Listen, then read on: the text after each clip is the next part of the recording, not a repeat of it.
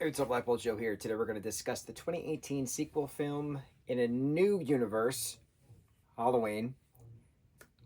I don't know why there's no additional title. I found it weird. They did the same thing with the fifth Scream. It's just called Scream. So 2022 Scream is the fifth Scream, and 2018 Halloween is the another Halloween. But what's the point of not putting a title in? I don't get it. So this is 40 years later. Laurie had survived that night. So it's not a continuation of the second film, which is also a technical continuation of the first film. This is a direct sequel to the first film. So 40 years later, she survived the night. That's it. She's not his brother. It's a rumor, right? In this particular one, new universe. And she has a daughter, Karen, in this. So this universe, she has a daughter, Karen. The other universes, she has a daughter, Judy? Was it Judy? With the J, right? And then John. Who's the little girl in the fourth and fifth? Or the fifth and sixth? Fourth and fifth. And sixth. I don't remember. I think it was Judith. No, it wasn't Judith. Judith was his sister. Jamie. It was a just sound. Jamie. So she has a daughter in the original timeline named Jamie. She has a son in the H2O timeline named John. And then Laurie has a daughter in this timeline named Karen. I'm so glad we've done this marathon one after another, because there's no way in hell I would have been able to pay attention if I skipped one a week or something like that. It's too much information. So this timeline, Karen has a daughter now. She's in high school. She's trying to get her grandmother to go to her award ceremony and stuff, right? We're at Halloween. There's a Halloween dance coming. She's getting her superlatives, like her honor society awards or whatever. And so there's animosity, of course, between Karen and her mom.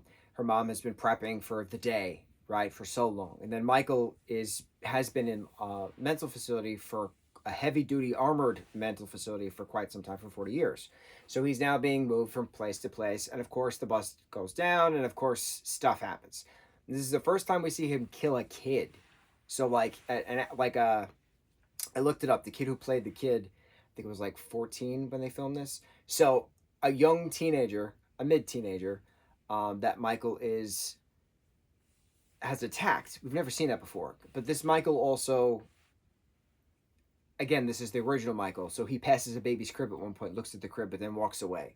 Doesn't touch the baby. So he has semblance of, I'm not going to hurt a baby, but I am going to hurt a younger teenager, even though he's been hurting older teenagers this whole time.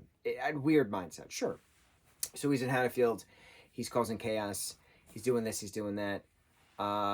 It's an hour and 50-something minutes. It's very boring. 20 minutes did not have to be in this film. It's 30 minutes, an hour and 30 minutes would have been fine. But there was moments of conversation you were like, what is this? Is this trying to be a comedy? Why is there a joke in this? And the doctor is like, oh, I wonder what he feels like when he kills someone. And then he takes his penknife and winds up stabbing the sheriff. And I'm like, what does that have to do with the story? It's a very weird way of going about, because the pacing is so slow. The first part is fine. We get the introduction to these reporters, investigative journalists who are doing a podcast on real life crime, and they're doing their interviews, and Michael escapes and he winds up getting them. But fine, leading up there. But I think the first half is fine, and then when we get to the second half, it was just so slow and agonizing and frustrating. It's why is this character doing this? What does this have to do with the plot point? What does this have to do with this? Or things certain kill shots were creative, innovative, different. I appreciated the aesthetic of it as well. The way that it was filmed was very nice. The technical aspects were fine. Costuming, prop, cinematography. The score was wonderful. Though they upped the ante in the theme song, and I thought it was really cool. I thought it was very well done, bringing it into 2018. I don't know why 20 minutes of this film was still there, to then have him, being trapped in the basement at the end, mom, grandmother, and daughter, I'm all, celebrating the fact that they trapped the monster he's now burning.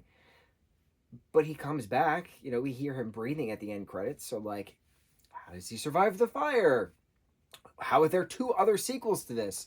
I didn't see the other two sequels because this one was okay. I remember watching it in theaters the first time, and I didn't do a marathon, so I had really nothing to compare to. I'm sure I liked it at one point, but I don't think I've seen it since then. I don't think I've seen it in 6 years since it came out in 2018, which is weird saying 2018 was 6 years ago.